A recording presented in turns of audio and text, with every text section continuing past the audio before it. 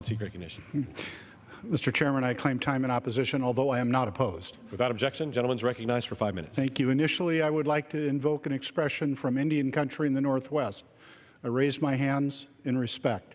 First to the chair of the Standing Committee, Mr. Schuster, and our deepest condolences, and to my friends, Mr. Newhouse and Mr. Walden, and my roommate, Mr. Kilmer.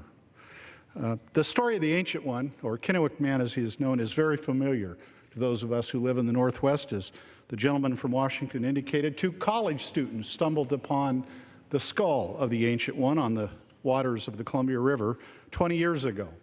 And that accident unearthed one of the most important archaeological discoveries in North American history.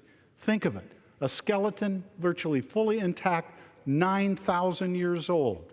And since that time, as has been indicated, the 5 tribes of the region have struggled, lo those 2 decades, for their right to properly honor, as is their cultural way, and rebury their ancestor.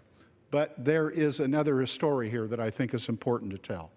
For generations, American archaeologists and collectors raced across the West to collect Native artifacts that they shipped back to museums for study, or more sadly, sold for a profit.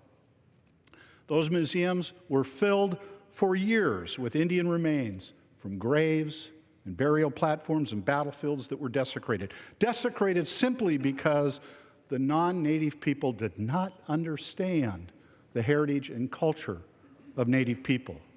This era of looting and desecration is, in fact, a stain on our nation's history. Thankfully, that wasn't the case with the remains of the Ancient One.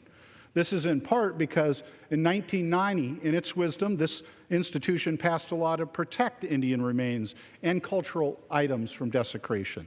In the last 26 years since its enactment, that law has allowed the federal government to return thousands of remains and artifacts to Native tribes, and that's exactly what this amendment will do. It would enforce our existing laws and return the Ancient One to the 5 tribes in the Columbia River Basin, which they have fought for 2 decades. They fought against a group of scientists that seek to study these remains in order to learn more about how humans first populated North America. And I don't mean to impugn the motives of these scientists. We all want to support greater scientific discovery, but frankly, these efforts to return the burial of the Ancient One ignore the tribe's sovereign rights and their traditions, and in fact, their most sacred beliefs. Throughout American history, the federal government and the American people have not always, if we're honest with one another, upheld our vital responsibility to respect the treaty rights of the peoples who have been here since time immemorial. It's something we continue to struggle with, I get that, but we can't let it happen here again. As my friend from Washington said, the science is settled. The Ancient One is, in fact, an ancestor of the Native peoples of the Columbia River Basin, and he belongs with them. We need to do everything in our power to ensure he is returned as quickly as possible.